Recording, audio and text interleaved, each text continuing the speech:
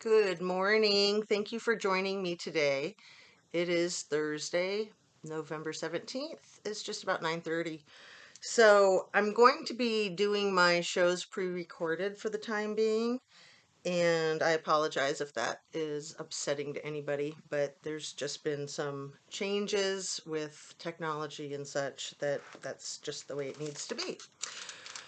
So let's get into the case of Kylie Rodney and Trinity Backus and Paisley as well.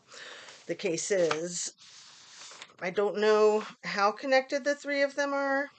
They seem to be at least superficially connected, and I will explain once again how. I've been kind of going over it the last couple of days. Excuse me, my nose is all itchy.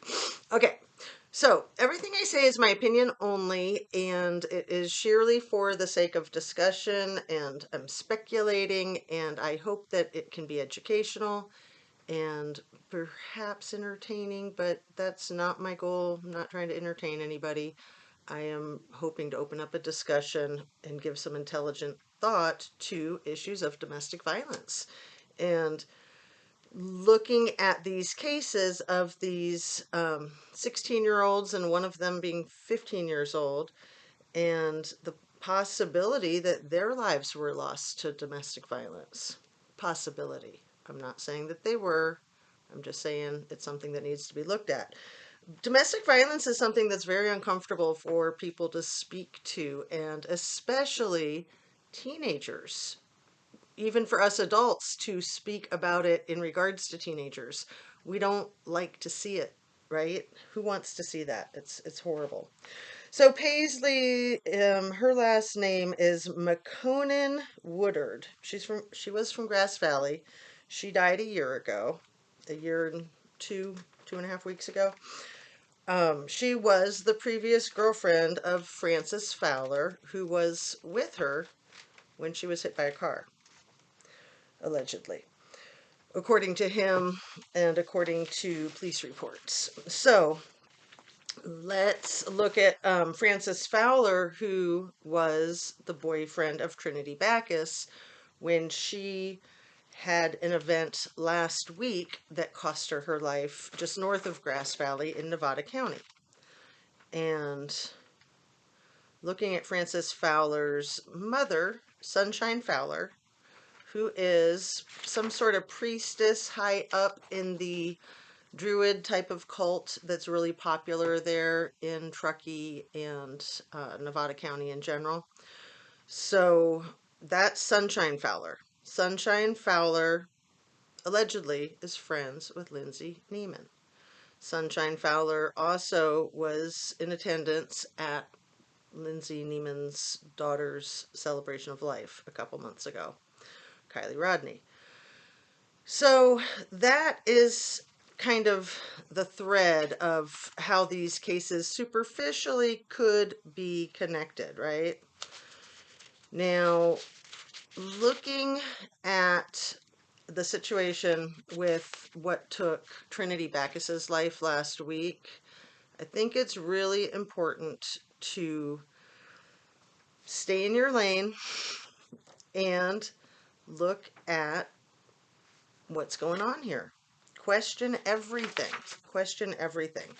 And let me just preface everything that I'm about to say with, of course, if these people are all innocent, then yes, I would be glad to apologize. And, I might even feel bad for some of the things that I'm about to say if they're innocent.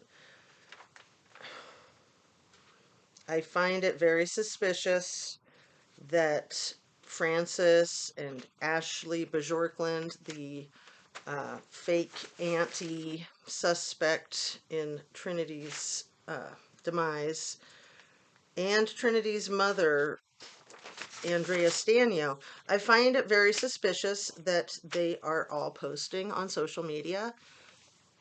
Really, in a crisis event, would your first priority not be just to kind of hide and mourn and plan services for your loved ones?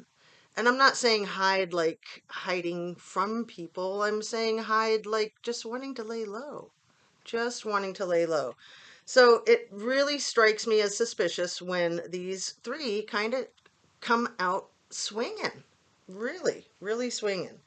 I am sorry for the loss that these people have suffered. However, these people are putting themselves in the spotlight, and they may be suffering some survivor's guilt, but really, Trinity's dead. Trinity is dead.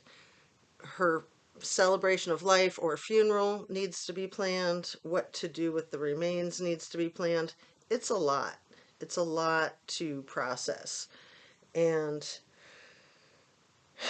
you know, it was Ashley Bajorkland who put up a long post about, I think it was the day before yesterday, about the events and how they unfolded on November 9th when Trinity allegedly went missing and then was found deceased 2 days later. So this her story kind of starts with not making creme brulee, but making Christmas signs. That's interesting. What the heck is a Christmas sign? I said Christmas poster yesterday. I misspoke. She said Christmas sign. I don't know what that is. Anyway, it's early November and she was over at her friend's house allegedly making Christmas signs. And then she states what time she left. I think she said about 3:45 in the afternoon, which it would be more relevant to me what time she pulled up to her house. So her story kind of starts at the leaving of the friend's house and arriving to her house, only to find Trinity's car parked in front of her house. And it kind of starts out with her coming into her home and being pissed off with Trinity and the friend, and then apologizing and taking a long bath, and Trinity and her friend are painting, allegedly. And then there is a weird situation on the bed where the two teenagers are sitting on the bed with Ashley and her alleged boyfriend, whose name is Logan. Okay, I think we need to know Logan's last name. I think we need to know if Logan has a history, and I think we need to know what Logan does for a living. And I'm just going to say it. My guess is that she came home and Logan and the two teenage girls were there, and some bad things had happened. Okay, I'm saying that we don't know. We don't know. So the story is very odd. There was one pissed off fight about the living room being a mess. Then it sounds like there was a pissed off fight about some hair pulling and tying in knots, which I'm just not buying. And it's really creepy. And yes, I would feel terrible if I am asking questions that make innocent people feel horrible. If people are innocent, I think that they would be understanding that these questions need to be asked. And it certainly doesn't seem like the Nevada Sheriff Department and deputies ask these types of questions. They seem to just come in and whitewash. So, why in the world would Trinity be deceased? Why would Kylie be deceased? In both of these cases, the friends that they were hanging out with, that were partying with them, say that they were there and then they weren't there and they don't know what happened. And then they were discovered deceased. That makes no sense. The last people to see a deceased person or a missing person alive are your primary persons of interest slash primary suspects. So these people, I think, really need to be questioned. Ashley, auntie suspect. I think Living Lake Time came up with that one, and that fits. Ashley gave way too much detail about some really ridiculous things that we just did not need to know, like where Logan was at all times. And